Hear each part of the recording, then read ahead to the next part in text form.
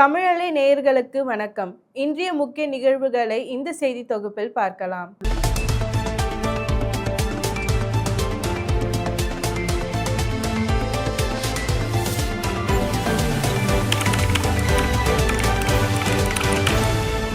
தமிழகத்தில் வேட்புமனு தாக்கல் நிறைவடைந்த நிலையில் மனுக்கள் நாளை பரிசீலிக்கப்படுகின்றன. தமிழக சட்டசபைக்கு வரும் 23ஆம் தேதி வாக்குப்பதிவு நடைபெற இருக்கிறது. இதற்கான வேட்புமனு தாக்கல் கடந்த 30ஆம் தேதி தொடங்கி இன்று மாலை 3 மணியுடன் நிறைவு பெறுகிறது. சுமார் 4000 பேர் மனு தாக்கல் செய்துள்ளனர். மனுக்கள் பரிசீலனை நாளை நடைபெறுகிறது.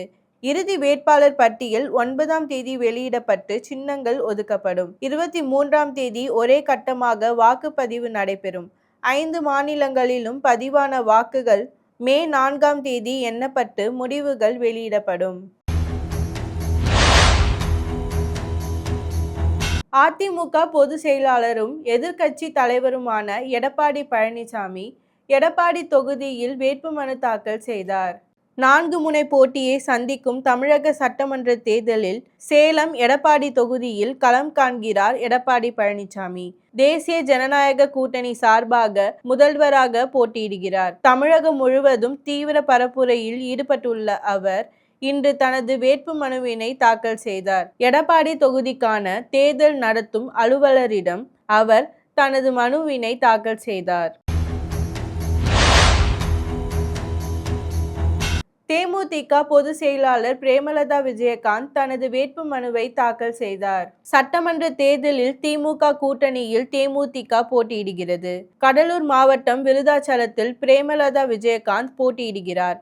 அவர் இன்று தனது வேட்புமனுவினை தாக்கல் செய்தார். தனது மனுவினை சமர்ப்பித்தார் பிரேமலதா விஜயகாந்த். முதன்முறையாக தேர்தலில் போட்டியிடுகிறார் பிரேமலதா. இதற்கு முன்பு இந்த தொகுதியில் விஜயகாந்த் போட்டியிட்டு வெற்றி பெற்றார் என்பது குறிப்பிடத்தக்கது.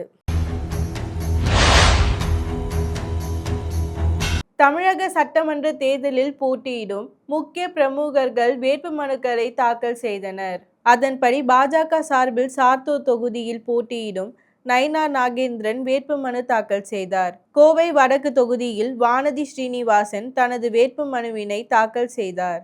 போடிநாயக்கனூர் தொகுதியில் முன்னாள் முதல்வர் ஓ பன்னீர்செல்வம் திமுக சார்பில் வேட்புமனுவை தாக்கல் செய்தார். அமைச்சர் துரைமுருகன் காட்பாடி தொகுதியில் மனு தாக்கல் செய்தார். அவர் 11வது முறையாக இந்த தொகுதியில் போட்டியிடுகிறார். ராணிப்பேட்டை தொகுதியில் அமைச்சர் காந்தி மீண்டும் போட்டியிடுகிறார். அமைச்சராக இருக்கும் காந்தி ராணிப்பேட்டை தொகுதி எம்எல்ஏ அவர். இந்த முறை அவரது மூத்த மகன் வினோத் காந்தி போட்டியிட சீட்டு கொடுக்கப்பட்டது. வயதாகிவிட்ட காரணத்தால் காந்திக்கு வாய்ப்பு வழங்கப்படவில்லை என்று தெரிய வந்தது. ஆனால் வினோத் காந்தி வேட்புமனு தாக்கல் செய்யவில்லை.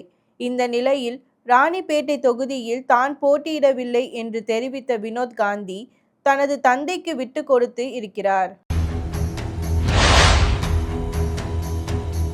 தமிழகத்தில் இருந்து தேர்ந்தெடுக்கப்பட்ட 6 உறுப்பினர்கள் இன்று மாநிலங்களவை உறுப்பினர்களாக பங்கேற்று கொண்டனர். தமிழகத்தில் இருந்து திமுக சார்பில் திருச்சி சிவா, ரவீந்திரன் ஆகியோரும், காங்கிரஸ் சார்பில் கிறிஸ்டோபர் மாணிக்கமும், தேமுதிக சார்பில் LK சுதீஷும் தேர்வு செய்யப்பட்டார். இதேபோன்று அதிமுக சார்பில் தம்பிதுரை, கூட்டணி கட்சியான பாமக சார்பில் அன்புமணி ஆகியோரும் தேர்வு செய்யப்பட்டனர். இவர்கள் 6 பேரும் மாநிலங்களவை உறுப்பினர்களாக இன்று பதவியேற்று கொண்டார். மாநிலங்களவை தலைவரும் துணை ஜனாதிபதியும் ஆன CB ராதாகிருஷ்ணன் 6 பேருக்கும் பதவி பிரமாணம் செய்து வைத்தார். புதுச்சேரி மாநிலத்தில் இன்று ஒரே நாளில் MK ஸ்டாலின், அமித்ஷா, ராகுல் காந்தி பரப்புரை மேற்கொண்டனர். புதுச்சேரியில் சட்டசபை தேர்தல் பிரச்சாரம் நாளை மாலையுடன் ஓய்கிறது. 2 நாட்களே உள்ள நிலையில் தேர்தல் களம் சூடு பிடித்துள்ளது. பிரதமர் மோடி, எடப்பாடி பழனிசாமி, விஜய் ஆகியோர் ஏற்கனவே பிரச்சாரம் செய்துவிட்டனர். இந்த நிலையில் காங்கிரஸ் தலைவர் ராகுல் காந்தி கிழக்கு கடற்கரை சாலையில் நடைபெற்ற பொதுக்கூட்டத்தில் பங்கேற்று பேசினார். உள்துறை அமைச்சர் அமித்ஷா தேசிய ஜனநாயக கூட்டணி வேட்பாளர்களை ஆதரித்து திருக்கண்ணூரில் பரப்புரை மேற்கொண்டார். இந்திய கூட்டணி வேட்பாளர்களை ஆதரித்து MK ஸ்டாலின் தட்டாஞ்சாவடி ஒழுங்குமுறை கூடம் மைதானத்தில் பிரச்சாரத்தில் ஈடுபட்டார். ஒரே நாளில் தலைவர்கள் வருகையால் புதுச்சேரியில் பரப்புரை அனல் பறந்தது. தேர்தல் ஆணையம் நடத்தி வரும் வாகன சோதனையில் தேர்தல் நடைபெறும் 5 மாநிலங்களிலும் இதுவரை 651 கோடி பறிமுதல் செய்யப்பட்டுள்ளது. தேர்தல் தேதி அறிவிக்கப்பட்ட நாளில் இருந்து 5 மாநிலங்களிலும் தீவிர வாகன சோதனை நடத்தப்பட்டு வருகிறது. அதன்படி தமிழகத்தில் இதுவரை 170 கோடி மதிப்பிலான பணம், மதுபானங்கள், போதைப் பொருட்கள் உள்ளிட்டவை பறிமுதல் செய்யப்பட்டுள்ளது. 5 மாநிலங்களில் சேர்த்து 651 கோடி அளவுக்கு பணம், பரிசு பொருட்கள் பறிமுதல் செய்யப்பட்டிருப்பதாக தெரிவிக்கப்பட்டுள்ளது. கேரளத்தில் 58 கோடி, மேற்கு வங்கத்தில் 319 கோடி, அசாமில் 97 கோடி, புதுச்சேரியில் 7 கோடி கைப்பற்றப்பட்டு இருப்பதாக தேர்தல் ஆணையம் கூறியுள்ளது.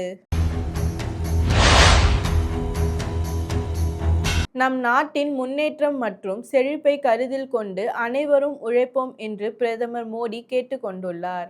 பாஜகவின் நிறுவன நாளை முன்னிட்டு தொண்டர்களுக்கு எக்ஸ் தளத்தில் அவர் வெளியிட்டிருக்கும் பதிவில், தாய்நாட்டிற்கு பிறகுதான் மற்றவை என்ற கொள்கையுடன் பாஜக தொடர்ந்து செயல்பட்டு வருகிறது. சுயநலமில்லாத சேவை, அசைக்க முடியாத அர்ப்பணிப்பு மற்றும் நல்லாட்சி மீது நம்பிக்கை கொண்டவர்கள் பாஜக தொண்டர்கள். மக்கள் நலனை தொலைநோக்கு பார்வையாக கொண்ட கட்சியாக பாஜக திகழ்ந்து வருகிறது. இந்த உறுதிப்பாடு நமது நாட்டை மேலும் முன்னேற்ற பாதையில் கொண்டு செல்லும் என்று தெரிவித்துள்ளார். அமெரிக்க அதிபர் டிரம்பின் பொறுப்பற்ற நடவடிக்கையால் முழு பிராந்தியமும் தீக்கிரையாகும் என ஈரான் எச்சரிக்கை விடுத்துள்ளது. நெதன்யாகுவின் கட்டளைகளை பின்பற்றி டிரம்ப் அமெரிக்க மக்களை நரக வேதனையில் தள்ளி கொண்டிருக்கிறார். போரால் எதையும் சாதிக்க முடியாது. ஈரானின் உரிமைகளை மதித்து இதை முடிவுக்கு கொண்டு வருவதே ஒரு தீர்வு என ஈரான் நாடாளுமன்ற சபாநாயகர் மொஹம்மத் கலீபாஃப் தெரிவித்துள்ளார். ஈரானுக்கு அதிபர் டிரம்ப் விதித்த கெடு முடிந்துவிட்ட நிலையில் போரை நிறுத்த மறுப்பு தெரிவித்த ஈரான் பகிரங்க எச்சரிக்கை விடுத்துள்ளது. சென்னையில் திடீரென கொட்டி தீர்த்த மழையால் இதமான சூழல் நிலவுகிறது.